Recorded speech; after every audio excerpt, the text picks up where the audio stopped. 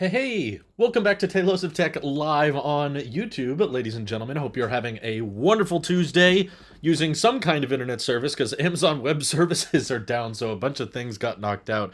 Actually, my wife just had to clock out of work early. She's normally working a bit longer, but because of the web services, she gets to hit home early. So, hope you got something that works. We'll see if YouTube is working today.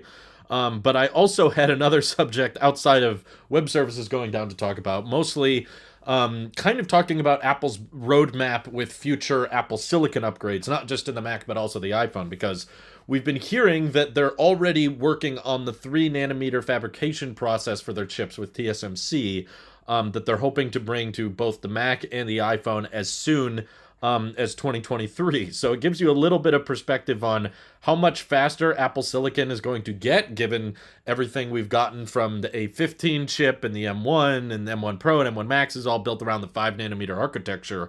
There's been some light talk about them messing around with 4 nanometers in 2022, but 2023 is really when they think the mass production of the 3 nanometer can begin. Of course, through TSMC, but also planning up to 40 CPU cores in each chip. So these are going to be much, much faster in the future. But that in itself is not mainly what I'm thinking about. It's just like, well, yeah, duh, Drew. Of course, the chips are getting faster. What I'm thinking about is how the real race, the real competition, the real proof that Apple can actually build their own chips better than Intel or build better than anyone else could build them is baked into how this actually ages, right? So this one transition we're all really excited for, where we're watching all of the performance enhancements and all the battery life improvements going from our Intel MacBooks transitioning to our Apple Silicon MacBooks, and we're seeing how much faster they are and how much better the battery life is. But of course, when it comes to chip development with CPUs and GPUs and all that, what happens within a couple of years is really not the entire picture. That's how a particular company is doing at a certain time. It's of course possible that Intel may see how they're falling behind and want to step up their game and want to accelerate their development and jump to 3 nanometer, maybe sooner than Apple, or at least in a way that can result in much better performance than current day Apple Silicon. So once this race picks up, and if Intel starts taking life more seriously and stops wasting money on Justin Long commercials and starts actually putting that money towards making better products, that's when, if this Apple Silicon transition will actually prove itself to be worth it or not. We don't know really for sure if Apple will be able to retain their lead indefinitely. It's looking likely, and my theory in the past has been that because Intel and AMD are designing their chips and their GPUs to scale across likely hundreds of different devices, hundreds of different motherboards, you don't get that rich optimization that Apple's able to have, because they know exactly what hardware their chips are going in, and it's usually not that diverse. It's like we've got maybe 2 MacBook Pros and a desktop that the M1 Pro and the M1 Max is going to go in, so we can optimize for that fairly well. And with the iPhone, it's like, yeah, we're putting this in 4 different iPhones, maybe an SE, and it might go into an iPad here and there, so that they can kind of very specifically optimize exactly. They know how much battery is going to be available to this chip. They know the dimensions of the board. They know the thermal limitations, so they can optimize that chip precisely for the device it sits in. So I'm hoping the fact that all of Apple's hardware can be more optimized for the silicon they're developing for it, that will retain their lead. But you can imagine a pretty stressful situation if we get through this whole transition and then Intel or AMD or whatever starts catching up and they actually start building chips better than Apple does. It sounds crazy. It doesn't sound likely. Granted, I'll disclose here, I don't think that's likely to happen, but I think it would be irresponsible to say it's impossible.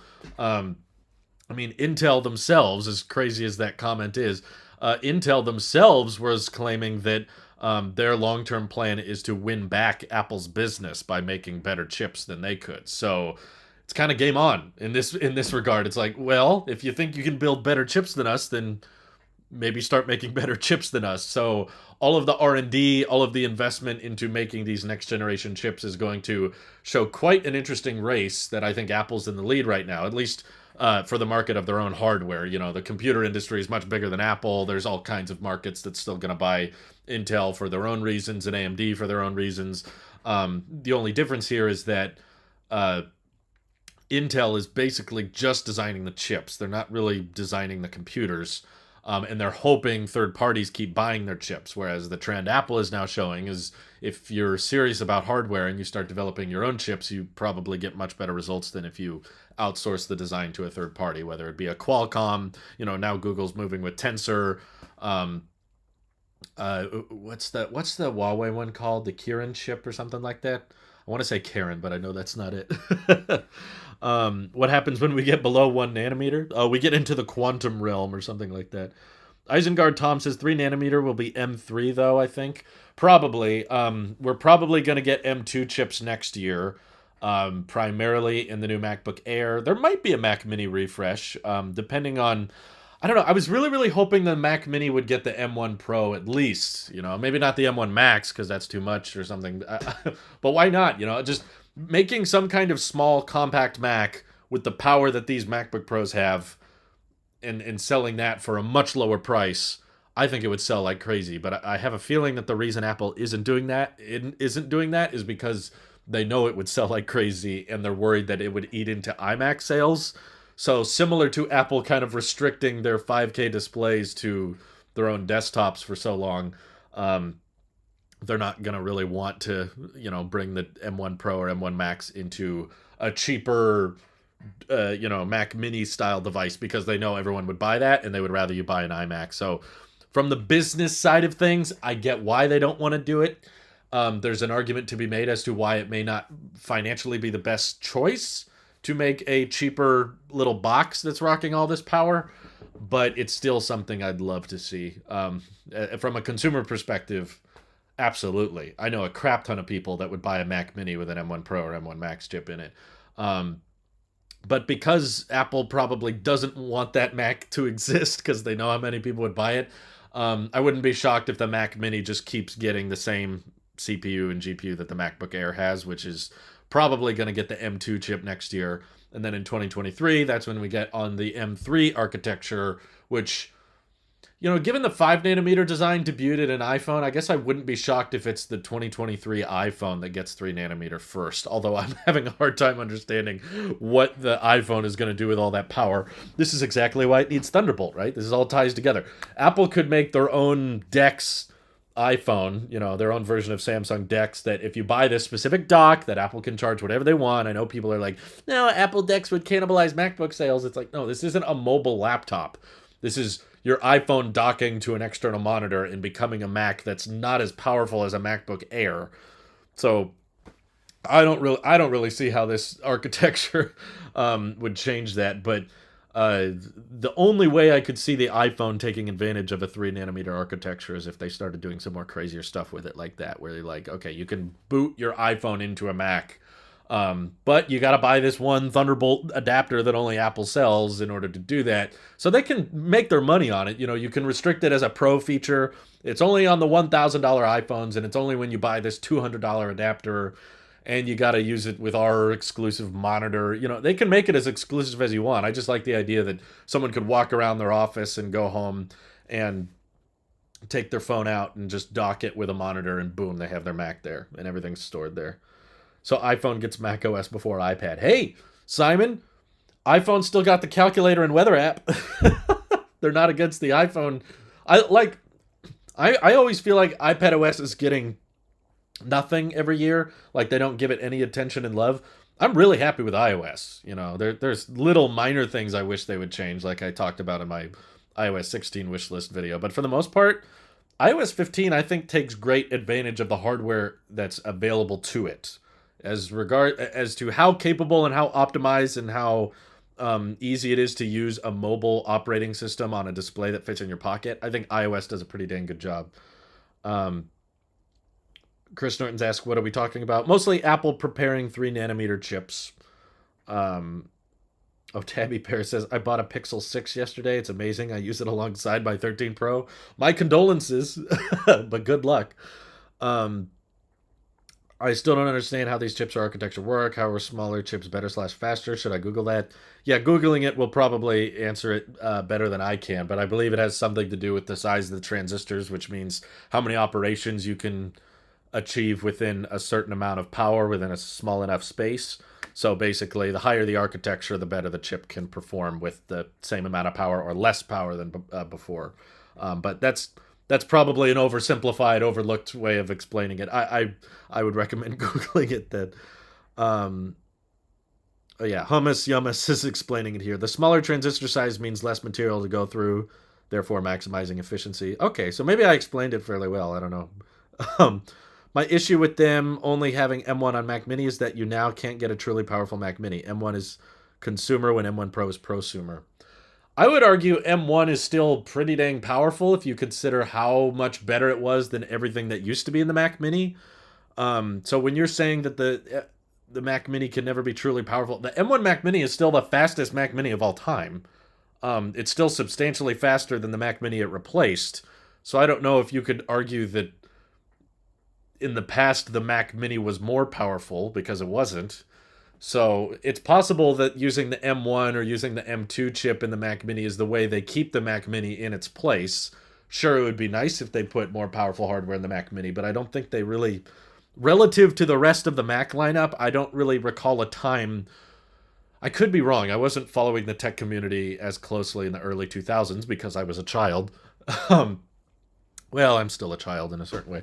I just talk about more tech things now. But frankly, like, I don't remember a time when they were putting the same hardware they were putting in the 15-inch MacBook Pros, they were also putting in the Mac Mini. I don't I don't recall that being the case. The M1 is still more than I think what the average consumer needs, but I would still advocate for yes. From a consumer's perspective, yes, M1 Pro and a Mac Mini would be great. Especially if you sold it for something substantially lower than the MacBook Pros. Like right now, the cheapest way to get an M1 Pro, other than Amazon sales or whatever, the cheapest way to get an M1 Pro chip is $2,000, and you have to buy it in a 14-inch laptop. And there are people like my buddy Nick on the Tailosive Tech podcast. He doesn't want a laptop because he hates this design for whatever reason. His stupid logic of the ports annoying him, or the thickness being a big issue, but still doesn't need it to M1 Max chip in some way, shape, or form. Sorry for the lag. Dishy McFlatface is freaking out. Okay, there it goes. It should fix itself. I'd rather use a quality Chromebook over iOS. Quality Chromebook? Isn't that an oxymoron? To me, it's not about one device being cheaper than the other. It's just about, for one, Mac OS is really, really nice, and I think that the whatever the performance is on the A17 chip, the reason I'm talking about A17 is because, at least according to the information, the A17 chip might be the first 3 nanometer design Apple comes out with. That could edit stuff in Final Cut and Xcode and Logic. I mean, it's definitely not going to be as good as an M2 or M3 chip, but it could get by. It could cover some basics. Whereas a Chromebook's not going to do that kind of thing. And the bigger picture is that it's one device that can do everything. So you walk up to your desk, you dock the iPhone, and it powers the monitor, and then you do everything with your keyboard and mouse. You undock the iPhone, and then you go home and dock it into another big screen. Instead of having this big laptop that you pack around with you, big 13 or 16-inch laptop with a charger that you got to throw in a bag and whatnot. Instead, you take your work computer with you just by unplugging it, and it slips in your pocket. And you play games on the ride home, or you scroll through social media, get home. Now I want to get some more work stuff done. Dock it, boom, turns into a Mac again. It's about simplicity of the devices you have to take with you. Now you don't have to lug around this big illegal battery everywhere you go. Now you can just, I said illegal because I was imagining if Apple wanted a battery life better than the 16-inch MacBook Pro, you couldn't take it on flights anymore. That kind of thing. Yeah, I know there's some decent Chromebooks, but it's not really catering to the same demographic that I'm pitching of Apple decks, basically. iPadOS got a big upgrade with 13 and 13.4, but 15 was a letdown with only some of the multitasking being nice.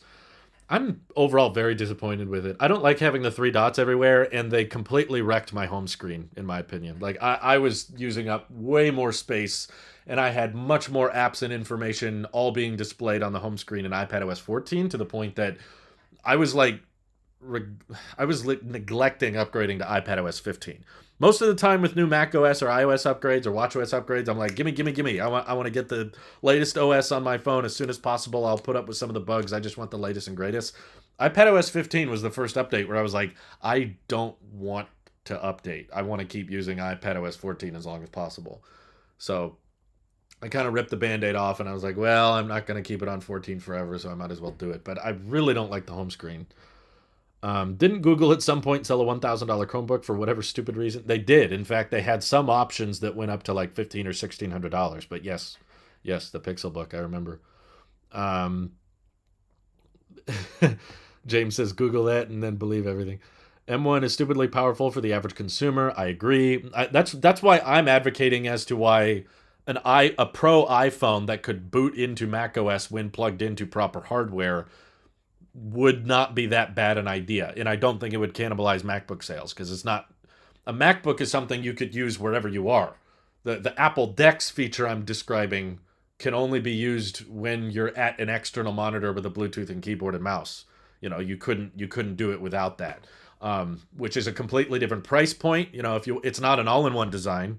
An all-in-one is either an iMac or even a laptop. Technically, is an all-in-one. You have everything you need right there: your keyboard, your trackpad, your battery, your screen. So you can use that wherever. You can pick it up and take it other places. Whereas the iPhone thing would be more about just booting up a Mac at every desk you go to, whether it's your home desk or your work desk, which kind of might for some people replace the purpose of a laptop, but it would be as powerful. It would definitely only cover basic tasks, and it would require you to buy. That's just one example. If you just want to use it with with a home setup and an office setup, you need to buy two separate monitors, two separate Thunderbolt docks, and two separate keyboards and mice. So no, that's not going to be cheaper than buying a laptop. It might be a more fun ecosystem process that instead of having to take a bag with a laptop and your charger everywhere you go, now you can just keep it all on your phone. Like, if you're going to put 1 terabyte of storage in iPhones, then this is not that crazy, because Apple has sold 256 gig Macs for years, and they even sold 128 gig Macs in the past, which is now the default storage option on iPhones. I agree with the home screen. The dots don't bother me, though. They just don't need to be there, in my opinion. Like, I've used that little dot feature where I tap it and go full screen like maybe once. It's not that common. You could have stayed on iPadOS 14. Apple gave users the option to just add security updates.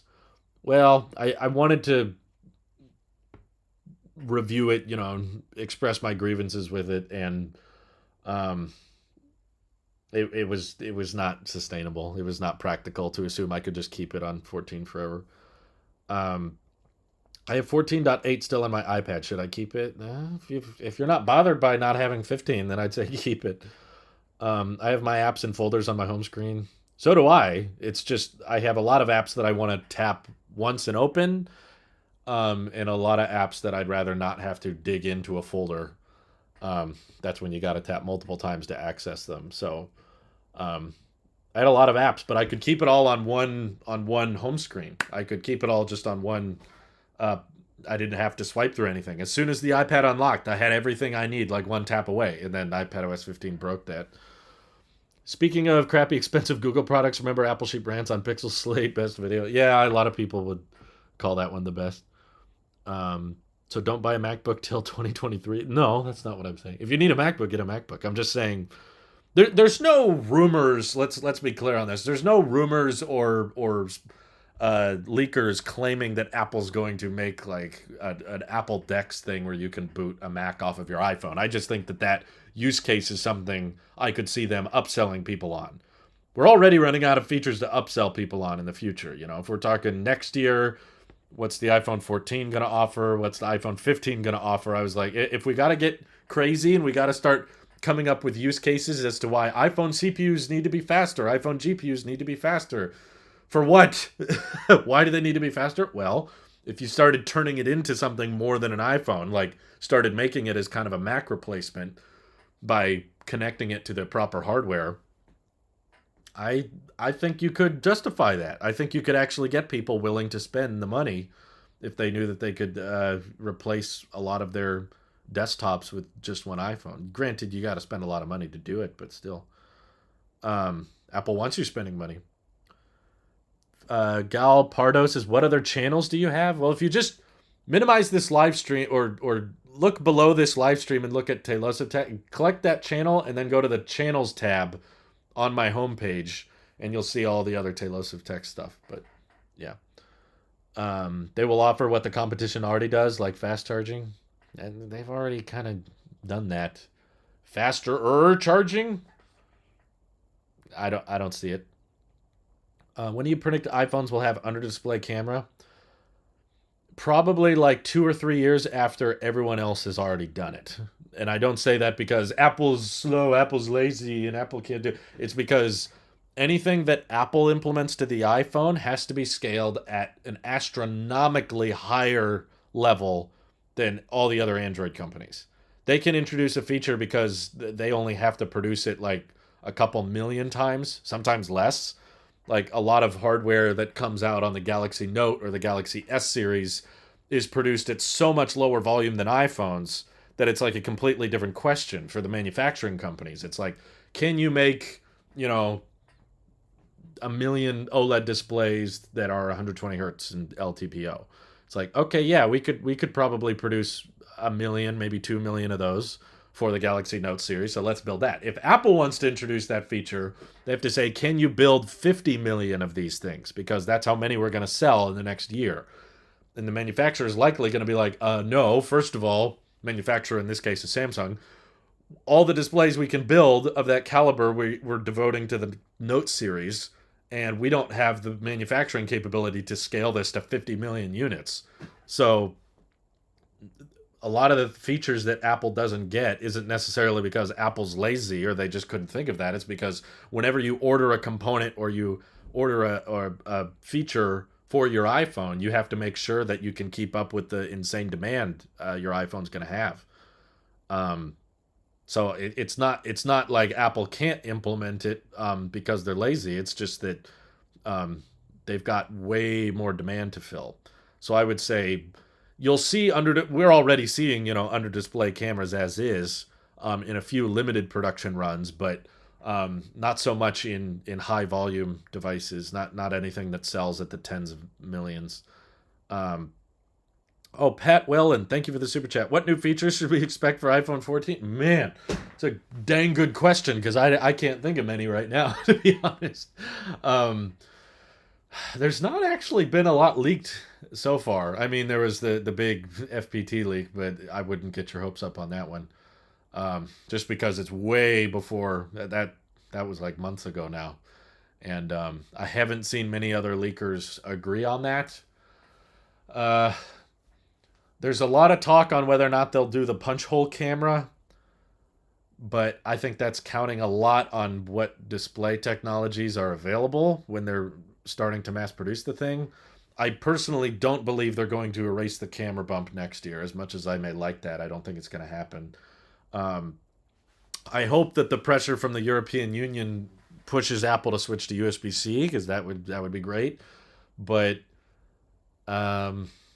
I'm gonna guess just the A16 chip will allow them to do cinematic mode at 4K at 60. That's the only like big change I can think of right now. Aside from that, there's some talk that they might bring 120 hertz to the cheaper iPhones, so you can get 120 hertz on the Mini. Maybe I don't know. That depends on. Apple's never brought 120 hertz to a non-pro product before, but the rest of the industry is kind of moving towards high refresh rate displays, even on entry-level phones. So Apple might want to catch up with that and just say 120 hertz is on all the iPhone 14s now. Um, I don't know. They might improve the telephoto lens. There's actually been surprisingly little heard about it so far. Yeah, USB-C is cool, but I use MagSafe as well. I'm with Simon on that one. I'm planning on keeping my current iPhone for quite some time. I'm gonna break away from upgrading every year. And while I would love it if USB-C came to the iPhone, I would not upgrade just for that because I'm still gonna be MagSafe all the time.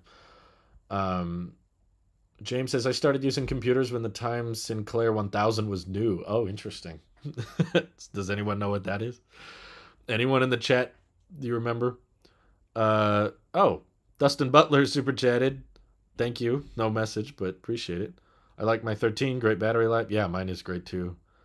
Um, Matt super chatted. He said, "How can one become a member, or is it not worldwide?" If you're able to super chat, I think you should be able to become a member. Let me check real quick. It should be the first link in the description of this live stream. So if you just tap the title of the stream when you're in portrait mode, and there's a link, you have to do it through Safari, because Apple wants a cut. If you, that's why YouTube doesn't let you do it through the app unless you're on Android. But we actually just updated the perks for channel members. So for those who don't know, I haven't talked about this in a while. Okay, cut me some slack. It's $2 a month, and you get access to the exclusive behind the scenes live streams, which I'm doing more and more of now, so you can see how powerful the M1 Max chip is. Basically, I live stream myself filming my video and editing the video, so you can watch me in real time make the videos that drop. So all the members have already seen me edit today's video. You get updates on what videos are coming. So if I don't do a live stream, I'll make a post about here's what the next tech video will be on. Sometimes we do polls where I ask people to vote, like, okay, here's a few different tech video subjects I have in mind. Just vote on the one that you think sounds the most interesting. So we just did that yesterday. I prioritized the one that won the poll. You get the badges next to your name in the chat. It stands out a lot more during the live streams. Helps me out.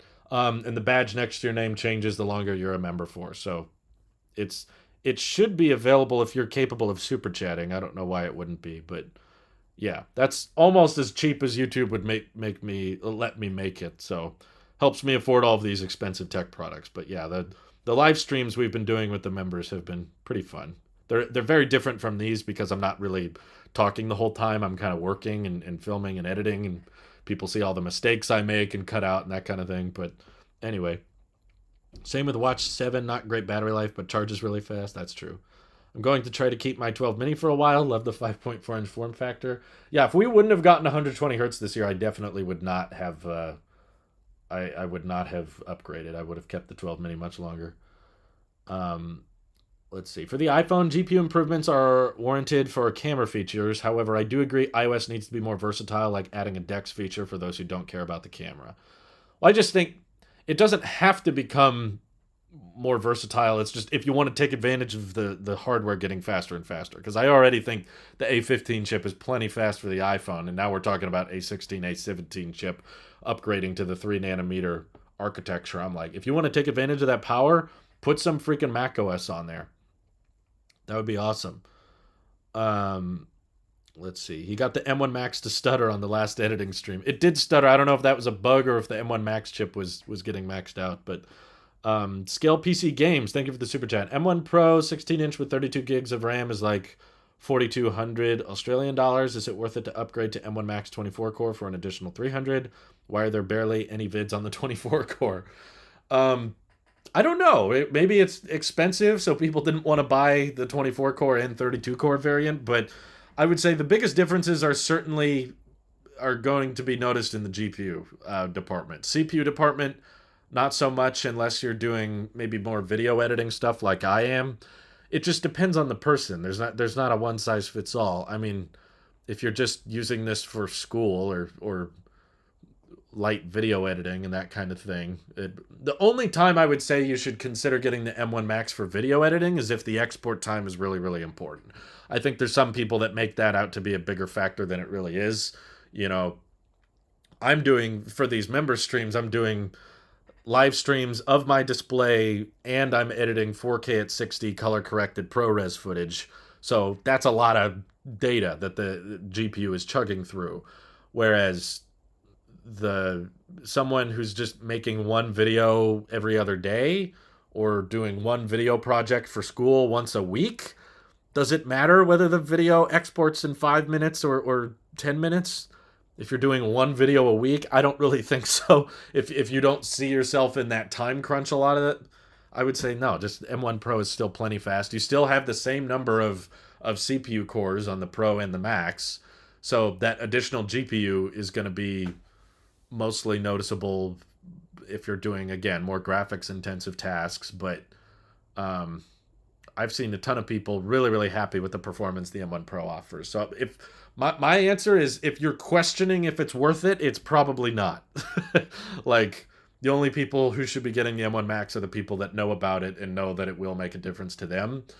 Um, but I still think you'll be fine with M1 Pro. What performance gains would be for a 3 nanometer process?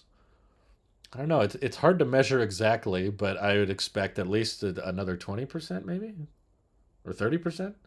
Mark says a second saved is a second earned. Depends on the job. Sometimes, whether or not you turn the video in, if you're doing it for school or for client work and that kind of thing, um, they may not be the type of person that needs that video turned in ASAP. They're like, get it to me by Friday, and whether or not you finish it at Friday at 8 a.m. or Friday at 9 a.m. doesn't really make that big a difference. So it's not every second saved is a second earned, depending on the use case. In my kind of use case, where you're trying to do like 2 or 3 videos a day, that's where, having every possible minute shaved off the export does make a difference for my workflow. But um, I don't think everyone's like that. There's a lot of people that post videos once or twice a week, and I'm like, yeah, it doesn't really matter whether that video gets posted 2 minutes earlier or 5 minutes earlier. 24 core has a long wait time. That's why there aren't many videos on it. Oh, interesting. So there's not that many. I'm assuming the 24 core option is just a slightly binned M1 Max. So maybe they don't have a lot of binned M1 Maxes. I don't know. Mike says, I export/publish one video a week and it takes me a total of 15 hours. I don't think it's because the iMac is slow, though. Isengard says, next product Apple releases is probably the iMac Pro. Is there anything else expected before that? It sounds the most likely, because there's probably going to be a March event, but then in that case, I don't think the iMac Pro is necessarily the next one. There's probably like a batch of Apple products that might come out at the March event, and the 5G iPhone SE could be one. That might be when we get the M2 MacBook Air. I'm not sure. It might be something not ready yet, but it could be the M2 MacBook Air. That might be our next product. I guess they could do a site refresh potentially. Maybe there's an AirPods Pro ready to drop soon, with this external speaker and the improved battery life and that kind of thing. The tech guy says, are refresh rates like display qualities, where at a certain point there's no difference like with 4K and 8K, and if you could choose how high a refresh rate would you want, can be more than possible? Yeah, it is like resolutions in that there is a law of diminishing returns. At a certain point you won't notice the difference, but it's also the same thing that certain people notice the difference more than others. Like, I'm kind of the opposite with resolutions. I don't really notice. I've used a 1440p 27-inch monitor right next to my 5K iMac Pro. I could not tell the difference. From a normal viewing difference, obviously, I could get really close to the screen and I could see like, oh yeah, this one's more pixelated than this one. But when I'm sitting at my desk normally and I have the 27-inch monitor at a normal distance away from my face, 1440p versus 5K, couldn't tell you. I did not notice at all, which is why if there was a decent one, I'd be okay buying a 1440p external monitor to use with my MacBook Pro as long as it was high refresh rate, which that's something I more notice. Like, every time I go back to my iMac Pro, I can see that it's 60 hertz. It annoys me because I'm used to 120 now on my phone, on my laptop, on my iPad. So 120 hertz has become the norm, and I'm very comfortable with it. But yeah, some people don't care at all. I know a ton of people that do not notice 60 hertz versus 120 in any way. And I know people that even have 120 hertz on their MacBook or their iPad and don't notice it, don't appreciate it. It just depends on the person. It's kind of random.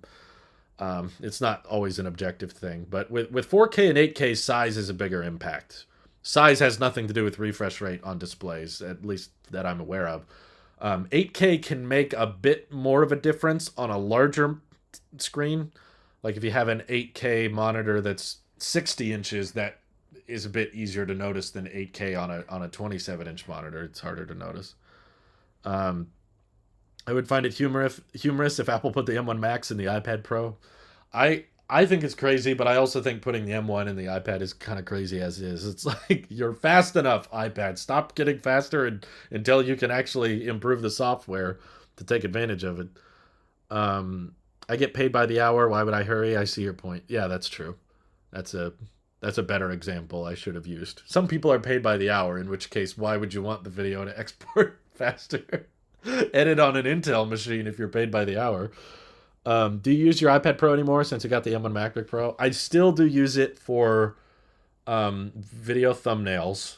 There's not really a good alternative to that on Mac, just because I use the Apple Pencil and Over is so simple and easy to use.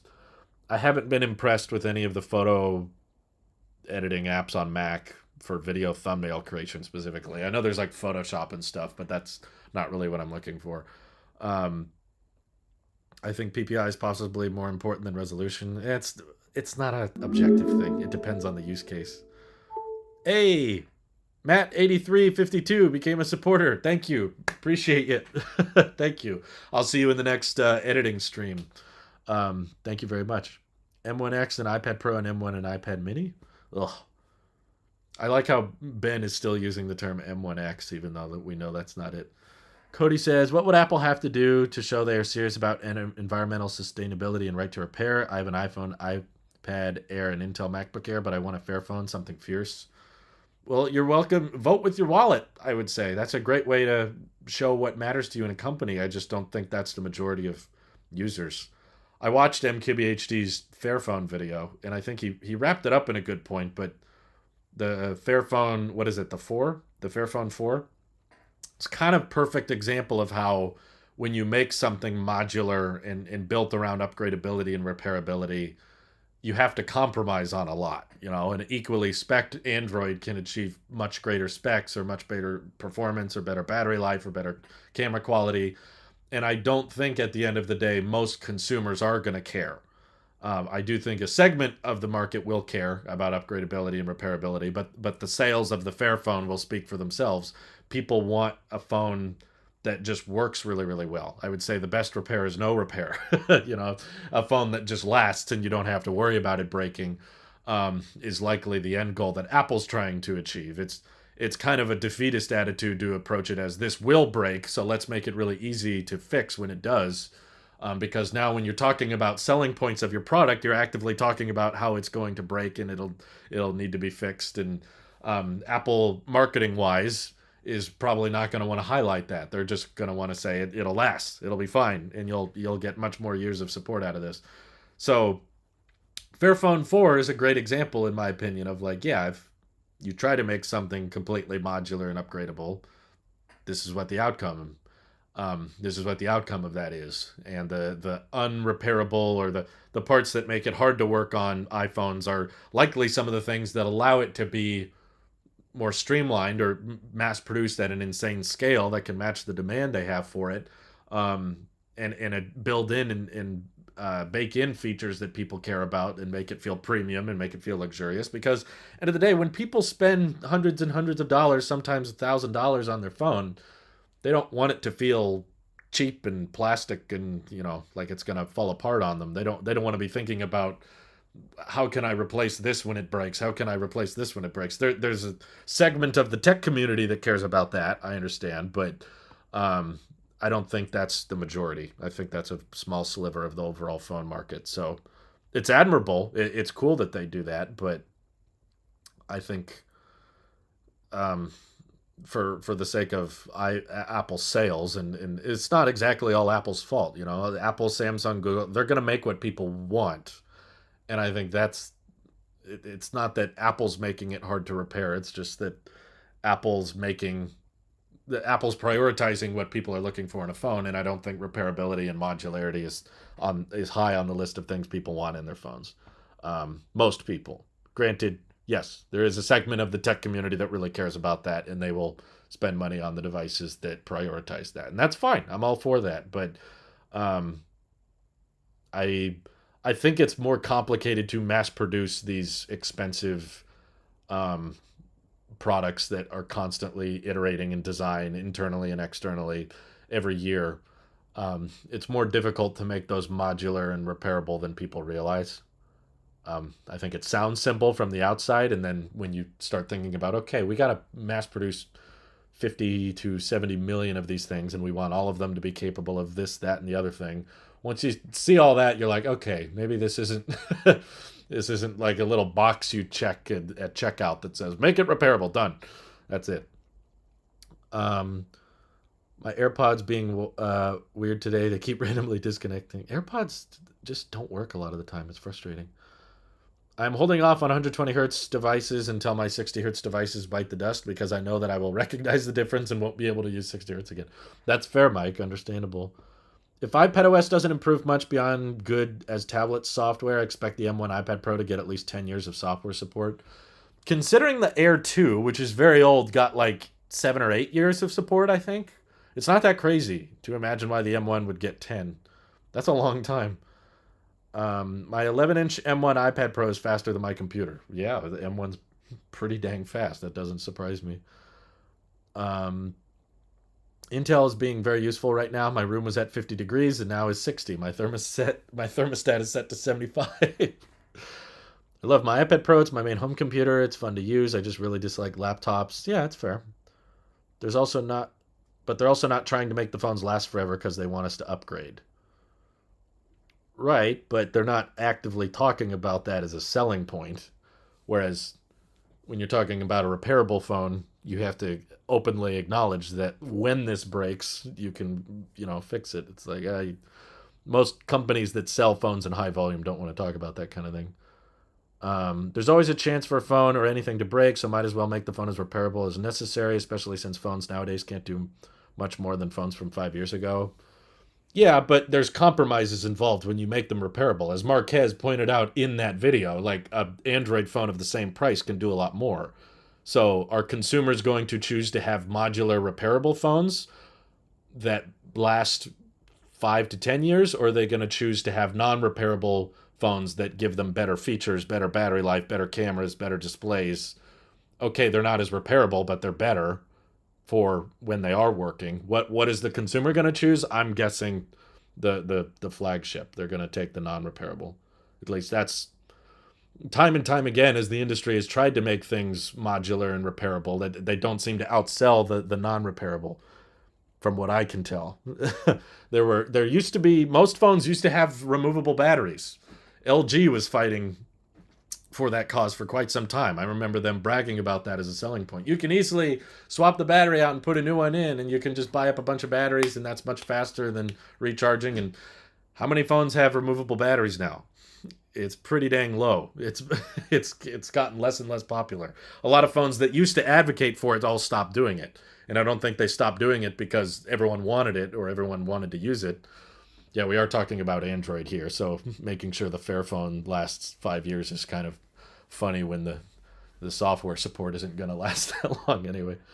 Repairable phones are better for the consumer and almost always not better for manufacturers that dominate market share. I wouldn't objectively say they're better for the consumer. I would say they're better for the tech-savvy consumer. There's a lot of consumers I can think of that would not want to rip off the back of the phone and replace the battery or replace the USB-C port. There's a bunch of people that are just going to use the phone until it stops working, and then they're going to want a new one. They're not going to want to fuss around with opening it up and fixing it. They would rather it just not break. I think that's what the consumer wants. Like James is saying, I'd rather things not break than make it replaceable in case things break. Yeah, that's likely what they're prioritizing, is just making something that ages really, really well, not something that's easy to replace, because the software doesn't last as long as the hardware does, at least in the Android department, where the OS stops getting updates long before the phone hardware starts going bad. Um, will you be upgrading to the new chips? I don't think so. I'll review them, but I do still plan on keeping my MacBook Pro and my iPhone for quite some time, and my iPad Pro. I actually don't think there's anything within my Apple ecosystem I plan on upgrading in the near future.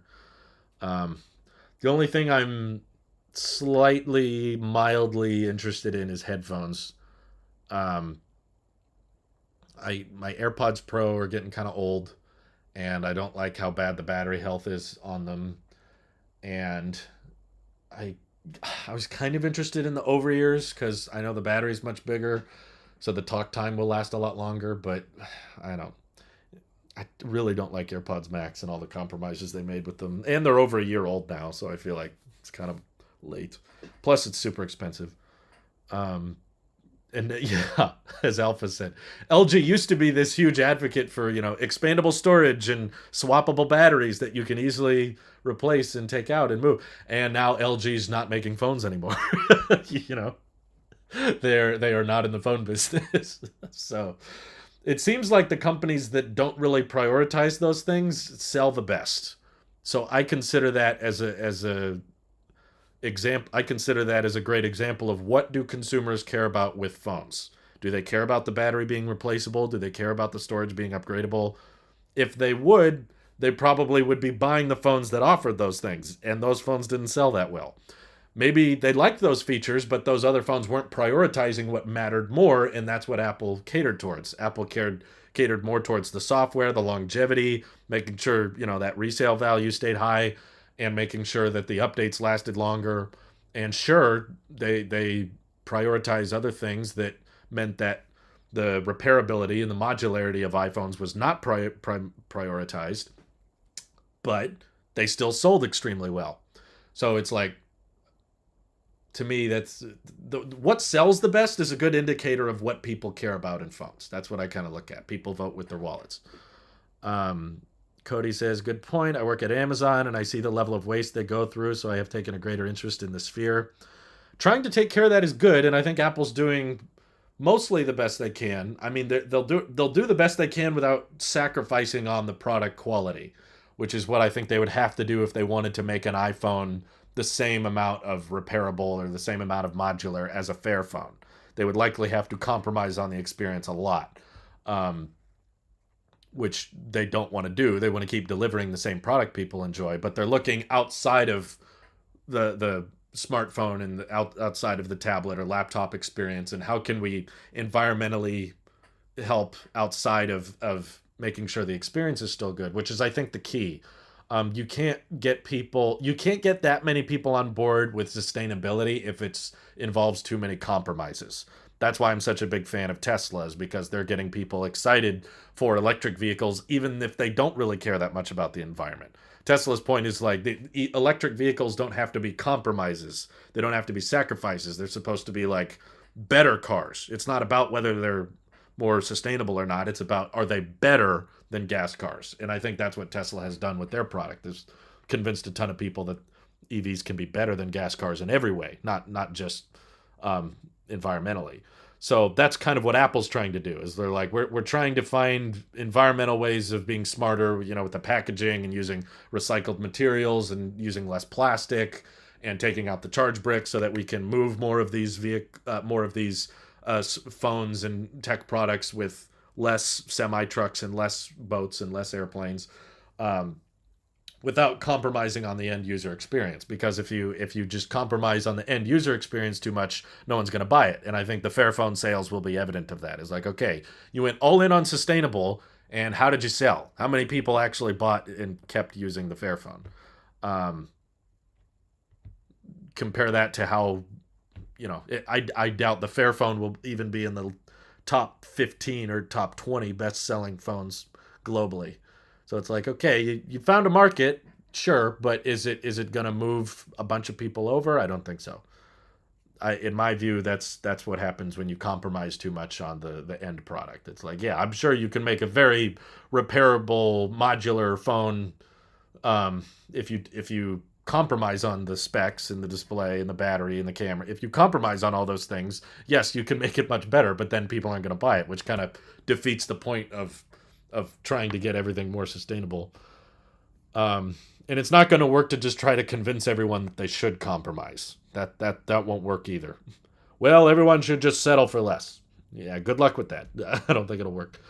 How many people would actually buy up extra batteries and do their charging ahead of time for the ability to swap a battery for another you're also carrying around? It's a good point, Mark. I don't think many people were doing that. That's the problem. It sounds cool. The tech community's interested in that. Like, I can acknowledge if you were in a pinch and you wanted to get a fresh new battery in your phone and your battery's near dead, it's nice to be able to pop that out, get a fresh one, slap it in, all done. That's cool. The number of people that are actually going to do that, though, not high. It's not. It's not going to be a significant portion of the smartphone market. iPhone 10s is a good phone mainly because of the camera, RAM, and still beautiful OLED screen panel. I bought a 10s Max for my grandparents, and they still have the big screen battery and camera. Still great. Well, that's good, Javon. Congrats. I hope they continue liking it. Um, Isengard says, I think a lot of people spent a lot of money on tech during the pandemic. If next year they can travel more freely again, I could see tech sales dip a bit. Wait, tech sales would dip when they can travel more freely? Maybe. Kind of hard to predict. I think there's a lot of factors that impact smartphone sales. Um, a lot of people thought smartphone sales would drop a lot because the pandemic was hurting everyone financially, but sales all took off. It's like there goes everyone's stimulus checks and unemployment money. They spent it all on iPhones. Um, it's kind of funny how that worked out, but uh, yeah, some of it has to do with how good the upgrade is that year. If the iPhone upgrade isn't very good, then a lot of people won't upgrade. The other thing is newer and newer smartphones are getting less and less exciting. Like they have less and less features people care about, so they don't sell as well. And also, today's phones are getting so good. Like the performance is so good, the battery is so good, the screen is so good. People have very little reason to upgrade, and that includes myself. I'm in that demographic. Is I've tried, the iPhone. I've had the iPhone 13 Pro Max now, and I've seen how good the display is. I've seen how great the camera is, and I'm just like, I don't think I need to upgrade anymore. Whereas a few years ago, I'm the type that, yeah, I'm gonna keep buying every iPhone every year. But now I'm like, yeah, I don't really think I need to. I don't think there's a point to it anymore. I'm sure there will be a few upgrades here and there, but I don't care about those features. Um, yes, we know $350 and one penny is too high a price for the AirPods Max for you. 350 is okay though. I do keep up with your videos. Thank you, James. Yeah, but I didn't say that. I didn't go off on that. You thought I would, but I didn't. Martingale says, well, I do think consumers don't care about repairability. They should for the sake of planet sustainability. People are just way too consumerist, which is why I want Fairphone to succeed. We can all want it to succeed, but we all know it's not going to, well, it depends on your definition of succeed. I don't know what types of sales Fairphone was hoping for, but it's not going to outsell any major Android or any iPhone for that matter. We can all want and cross our fingers all day. People should care more about sustainability and people should care more about the environment, but at the end of the day, people are bad for the environment. So it's kind of unrealistic, as depressing as it is. It's kind of unrealistic to assume everyone is going to prioritize that in their phone purchase. Should I get this phone or this phone? Well, this phone isn't as good, but it's better for the environment. Do you think most people are going to choose that one? Eh, I don't. I don't think so. We can hope, but I don't. I don't. There's a lot of problems. We wouldn't have crime if we just hoped everyone was good natured, right? We wouldn't need to lock our doors if we just hoped that everybody uh, just respected each other and loved each other, and we wouldn't have wars and anything bad really if we just hoped everyone thought the right things and believed the right things. But that's the problem. We don't all.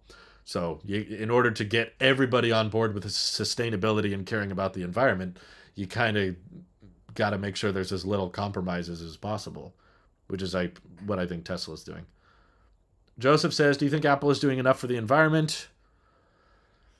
Well, I don't know everything they're doing, but they seem to be doing more than most tech companies do, at least with all of the checks with manufacturing and using recycled aluminum in their products and slimming down on packaging. That I think took courage. As much as people meme about Apple and courage, I do genuinely think Apple knew wholeheartedly that removing the brick from the package was going to help them move more inventory more efficiently, but people were going to all be ticked off because that is kind of a compromise.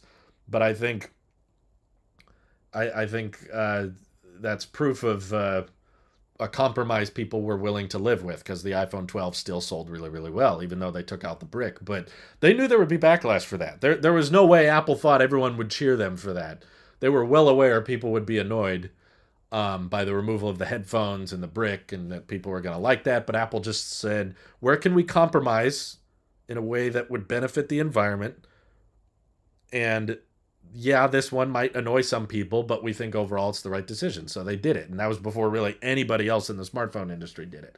So I think they care more than most. I'm sure they're not perfect. I'm not trying to advocate they're doing everything they can, but they're probably doing a better job than, you know.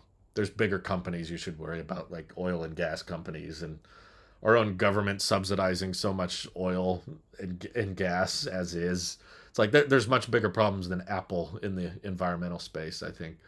Um, but yeah, I think they've got a recycling program for trade in devices that they melt down and try to reuse as much as they can, and they've committed to carbon neutral by 2030. That's good. That's a lot sooner than a lot of other big companies. So I would say, yeah.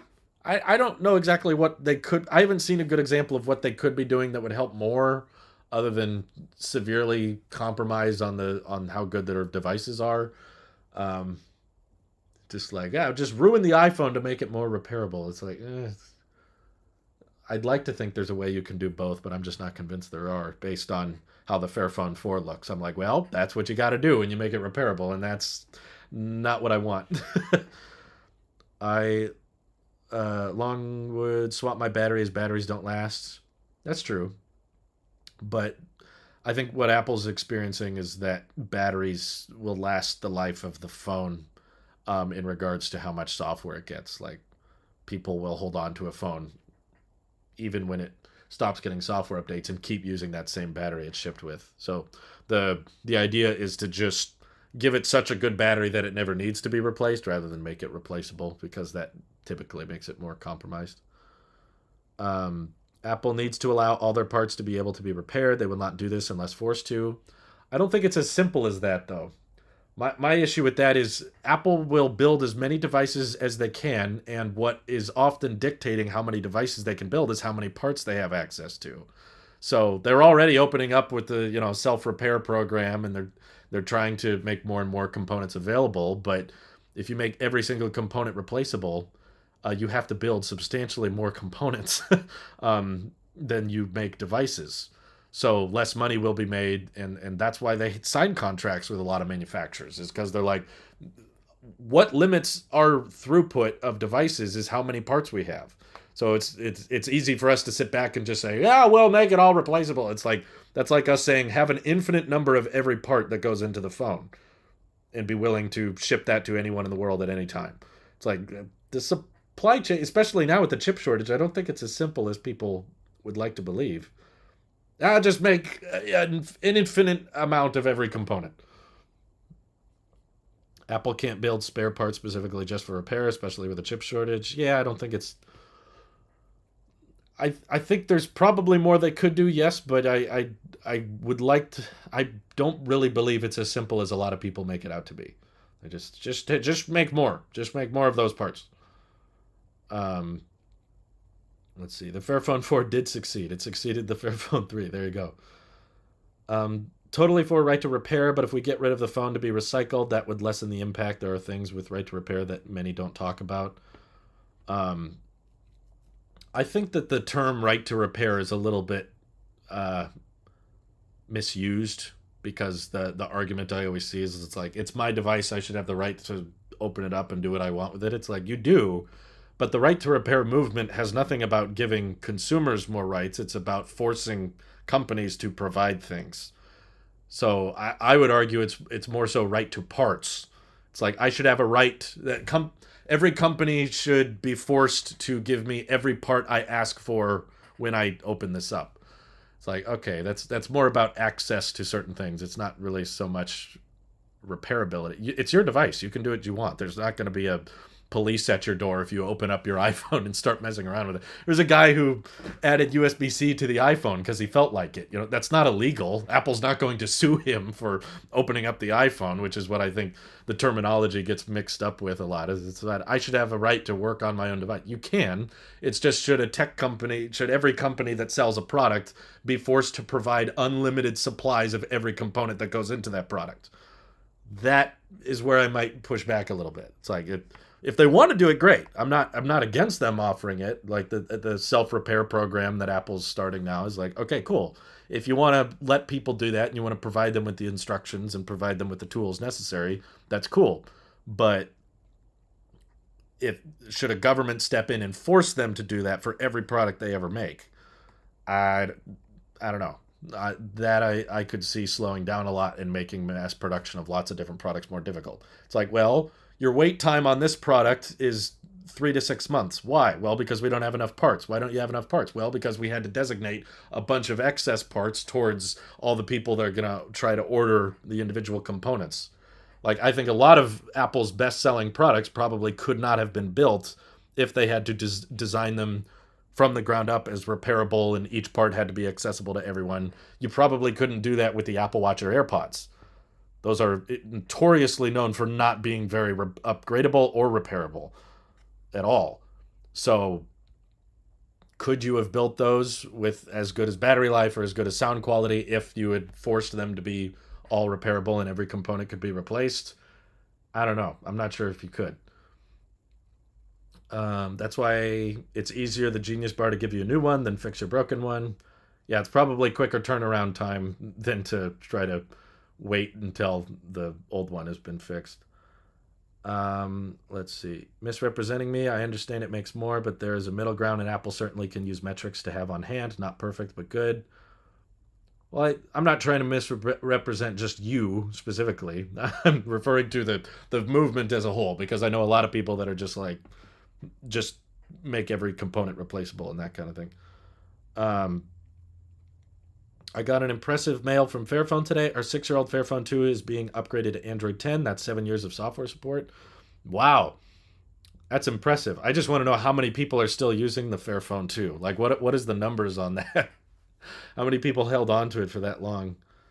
Um, but I also think I think Apple is moving in on the middle ground now. You know, they're opening up more and more components. It's not every component, but the self repair program is showing at least some movement. It's not everything everyone wants, but I think somewhere in the middle is what they got to settle with, and I think that's kind of what they're doing. If repairability mattered that much to people, then the phones and devices that prioritize that would sell better. And it seems like all the devices that don't prioritize it sell better. So that's why I look at it as like it's frustrating to the tech community and it's frustrating to repair shops, but Apple's not it's not Apple's responsibility to prioritize them. It's Apple's job to make products that they want, that they think will sell well, and it's up to them. And if you don't like the way Apple makes their products, don't buy them. That's always been my logic. I didn't like that they compromised with the 12 Pro Max not having 120 hertz, so I didn't keep that phone. I returned it and I kept the 12 mini because I wanted Apple to be rewarded for making a small premium phone. And I was like, I want more small premium phones, so I'm voting with my wallet. And I don't want Apple just thinking that they can keep doing these big hardware upgrades with the iPad but not changing the software, so I don't upgrade my iPad. And I've tried several of the new iPad Pros that they've released since this one, but I don't hang on to them. I don't let them keep my money because, I think that this iPad with all of its upgrades was worthy of the money, but all the new ones I don't think are. So I voted with my wallet.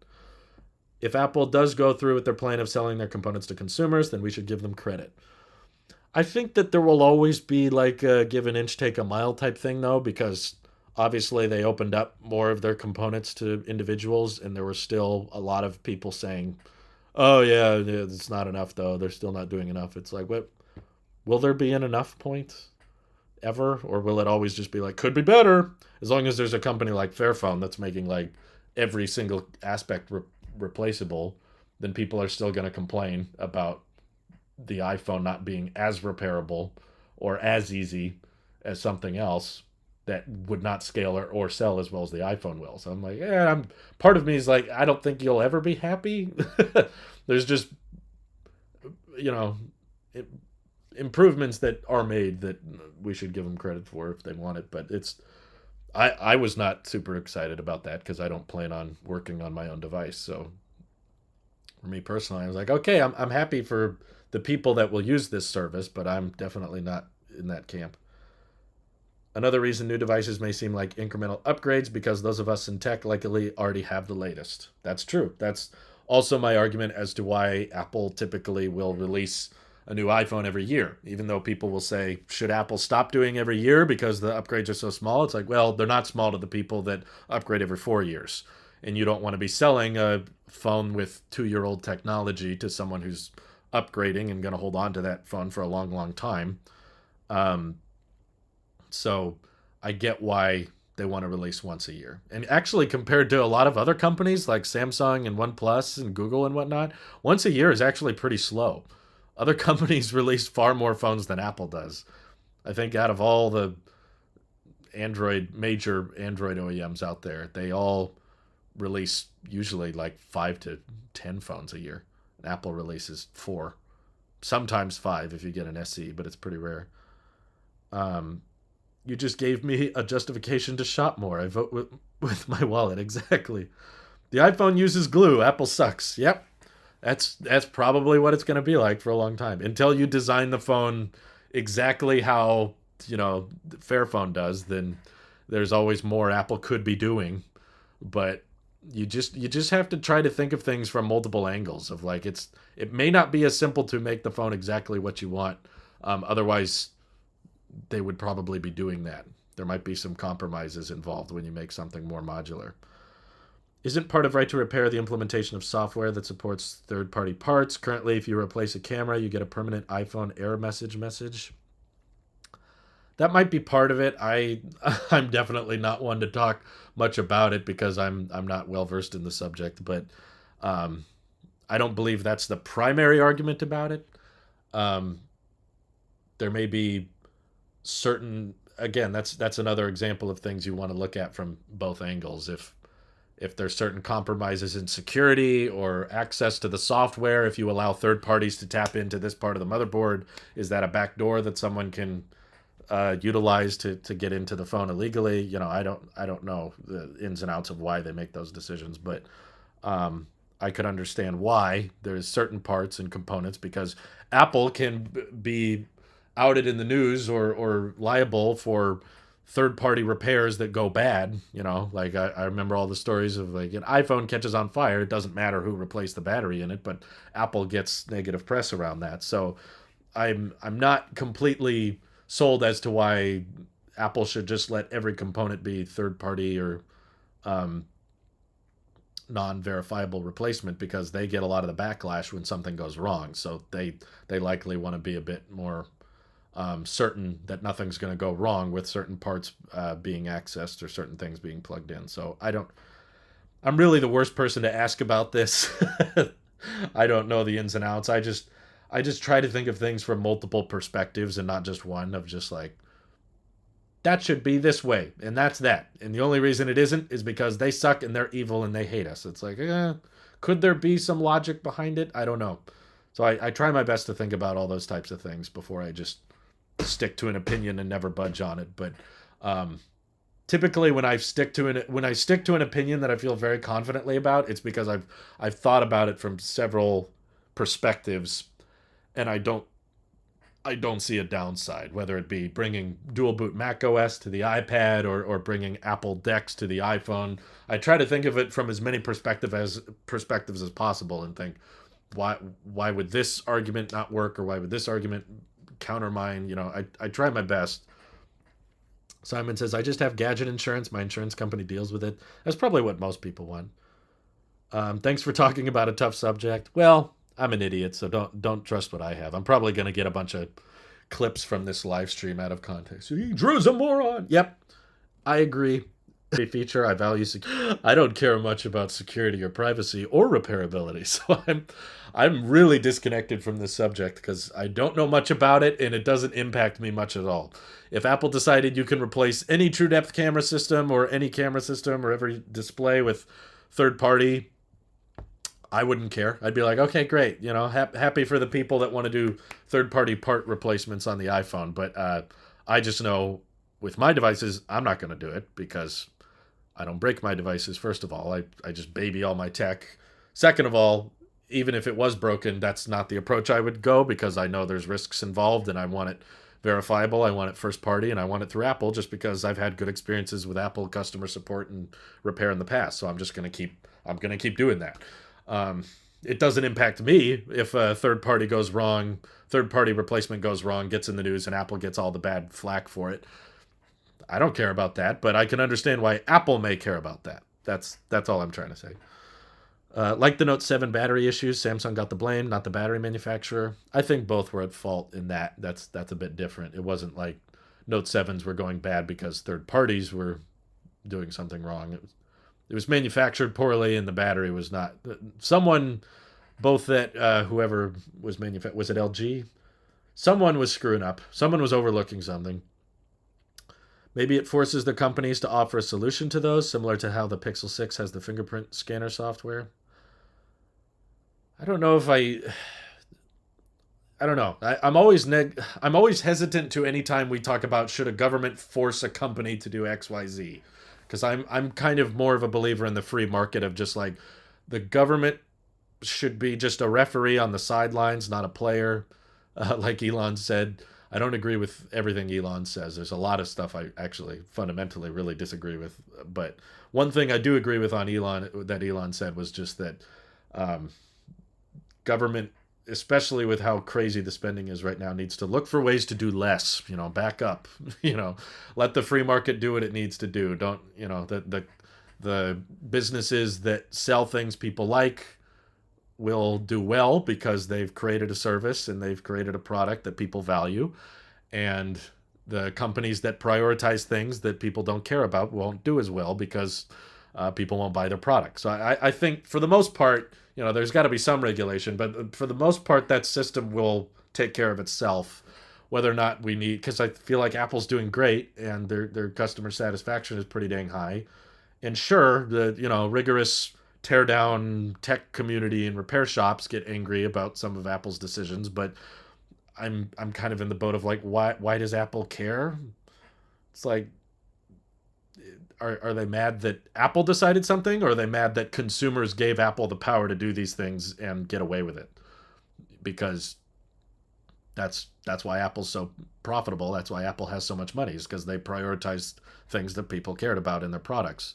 So if Apple doesn't prioritize what these repair shops or what these tech community people think, should the government step in and force them to cater to what the tech community wants?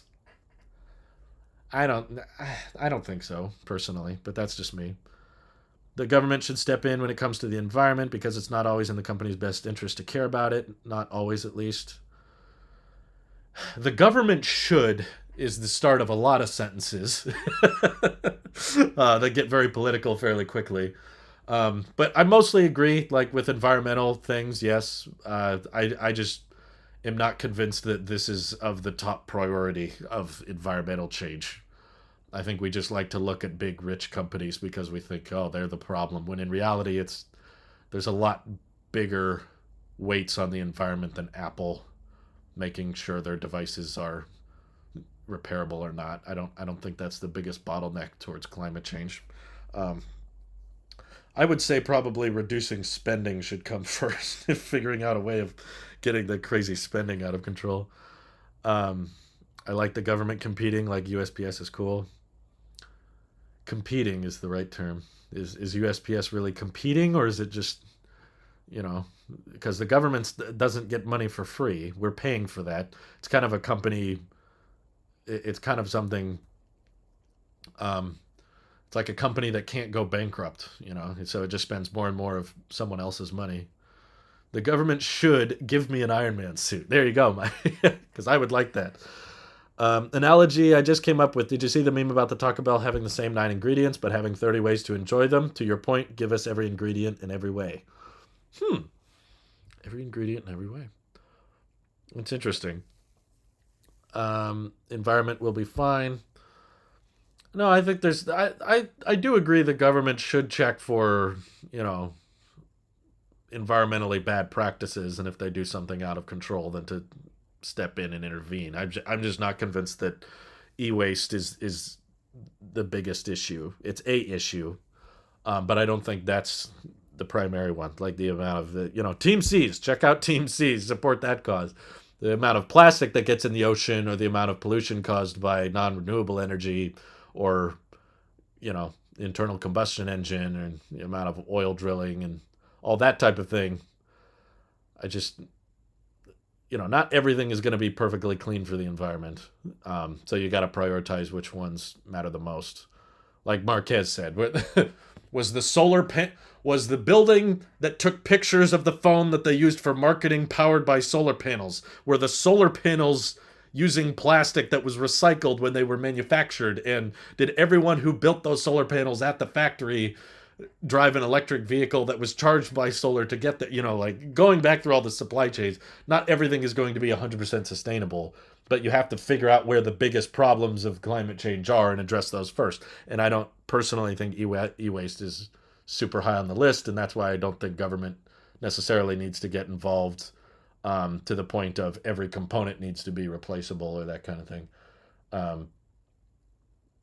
don't know. It's a tough subject. It's not easy. USPS uses private companies like UPS. I always wondered why the labels had both written on them. The UPS does a lot of the legwork. USPS is the final credit taker. Well, there's a lot of money spent in USPS, that's for sure. Doesn't have an incentive to do better as it's funded by required taxes instead of purchases, so I wouldn't call that competition. That's how I kind of feel about it. Is like if you have no risk of failure, you have no incentive to lower costs. So I don't know if that really counts as competition. Repairability in Apple is obviously not the biggest bottleneck to environmental change, but they are a bottleneck, so any government action to regulate that is warranted. I suppose I just think the government could spend their time so much better on other things. This isn't the EV channel, but I found a 75D Model X for $42,000. I was thinking of getting it because that's way more affordable to me. Yeah, it's pretty good. No, I wasn't going to say get a newer Tesla. I wasn't going to argue that, but no, that sounds like a really good deal. I actually haven't been able to find any Tesla for $42,000. That's really good. Make sure it's not salvaged. It could be a salvaged title, which means it doesn't supercharge. Team C's apparently doesn't make any difference either. It's a nice initiative, but the environmental impact is practically zero. It's a shame. I mean, the intentions are good, but I haven't heard that. I think taking plastic out of the oceans is still a good thing, though. But we, probably should try to stop the source of that rather than only clean it up. I know you get this a lot, but you have bit by bit transitioned me deep into the Apple ecosystem. Your way of convincing is so subtle that, and I know you don't do this on purpose, but it's amazing. I'm impressed by that myself because I feel like I'm not advocating for why everyone should get deep into the Apple ecosystem. I just feel like I share my experience and my thoughts on what the Apple ecosystem should be and can be.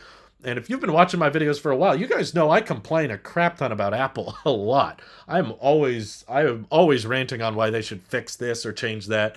But it's funny that I keep hearing people like Haken say that, like, you've convinced me to switch to Apple. I'm like, when did I say you should switch to Apple? I don't know. It was already sold through. I was asking, it all when he went through. I didn't think of the salvaging thing. If it's salvaged, you can't supercharge it. Practically zero is still greater than zero. That's true. I just think, like, I don't know. The government worried about the amount of the U.S. government worried about the amount of e-waste of having non-repairable. I don't know. I've not been completely convinced that having a totally repairable modular smartphone results in zero e-waste. What happens to the parts you get rid of? Do they all get recycled, and how much of the part gets recycled, and how much? And also, a lot of the e-waste problem has nothing to do with companies. That's something Marquez brought up that I thought was also a really good point. A lot of cobalt and a lot of materials that are valuable and rare that are used in smartphones are bought by people, and then they sit in drawers. There's like hundreds upon hundreds of millions of devices that people just don't do anything with, or they throw it in the garbage. How can a company force someone to recycle that device?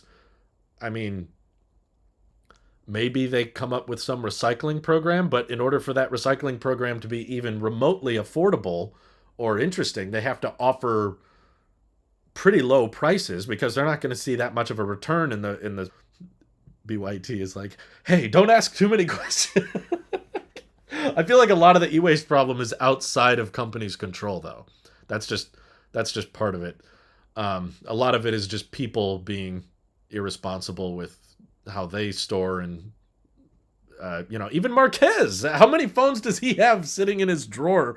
And he can maybe pass it off as, well, for older videos, I might need to reference something on an older phone but that's, I think, how a lot of customers feel. A lot of everyday people are like, well, I could recycle that old phone, but sometimes I want to have a backup or I might give it to someone later. And, I think, I think honestly, making desirable phones that last a long time via lots of software support and long battery life, you could make the argument that that kind of prevents a lot of e-waste because it has a big second and third life where you pass it on, you gift it to someone or you sell it to someone and they keep using it rather than, however long you own a Fairphone. Can you find someone that also wants a Fairphone, or is someone else going to go, no thanks, that's kind of old and the tech is kind of dated and the cameras aren't that good and the display's not good, I'll just buy a new phone. The desirability of the product and the longevity of the product that argument should be made about how much better that is for the environment rather than making something that one person will appreciate but very a few others will. It's a complicated system. That's why I'm a bit more hesitant on the government getting involved and forcing more parts to be all available. It's like, if the company can afford it and they want to do it, then go for it. But yeah. We have to here in the UK. If you don't, they won't empty your trash. Cobalt is mined quite unethically too. I overall don't like how lithium-ion batteries work. Truly, the limiting factor is technology right now. Lithium-ion is the reason electric planes don't exist. Electric planes do exist. They just don't have super high range, and you can build lithium-ion without cobalt, as Tesla is discovering. Go back, watch Battery Day if you haven't. That's a really good talk about lithium-ion and how nickel can be used. But some cobalt is mined unethically, but not all cobalt. I think that's a misconception that like every ounce of cobalt was mined unethically. That's not true. A lot of it is, but that just requires a bit more due diligence on the tech companies that are buying the cobalt. So it's not that simple. Soft drink cans are recyclable, but what percentage of people do it? Ooh, good point, James. You can recycle soda cans, but how many people actually recycle them, or how many people throw them off the side of the road? I still see a lot of trash on the side of the freeway. We litter people for that, right? We have fines for that. There's supposed to be government enforced. Oh, thank you, Andrew, for the super sticker. That's nice of you. Consumerism is to blame, in my opinion. Well, that's kind of why my fundamental argument comes back to humans are bad for the environment. Our goal should just be to minimize our impact, not necessarily eliminate it.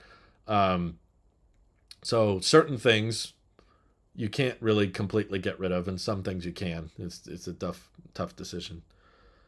Electric planes don't make sense since it's so heavy and the air is much thinner as you gain altitude. Well, the theory that I've seen is that energy density with lithium ion is improving. You can go back and look at how battery chemistry has improved over the past few years.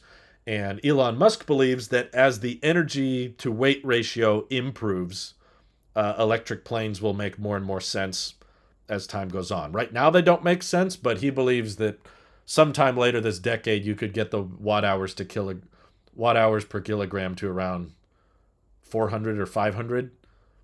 With current trends, the watt hours per kilogram is improving. If current trends continue, we should be able to make like decent electric planes that could actually work long distance in the next 10 or 20 years or so. So it's possible. I don't think most of the cobalt comes from the Republic of Congo. I know that's a big source of it, but not all of it. Um, it doesn't do it anymore. Technically, if you have a purpose of a phone, like a spare, or sell it to someone else, it is also good for the environment. Right. That's what I do. Um, Solid state batteries have been in research for feels like decades now. Lithium iron phosphate is more like tangible batteries. Those exist. People are using iron phosphate now in cars, and they don't have any cobalt in them. Drink water if you haven't in a while. Okay, I will.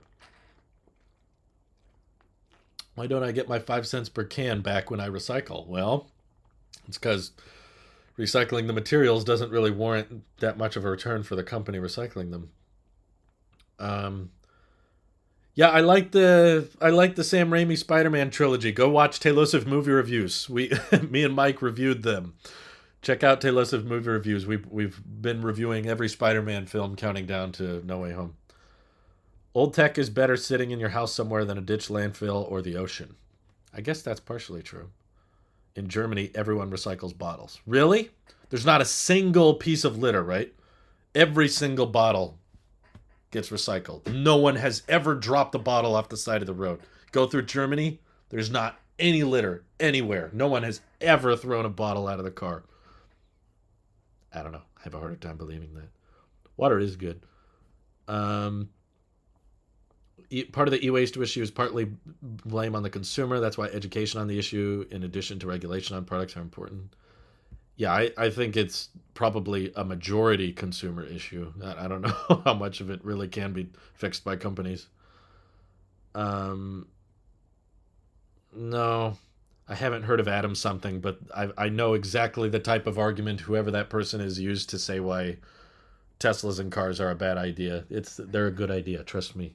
Trust me. It's not a bad idea.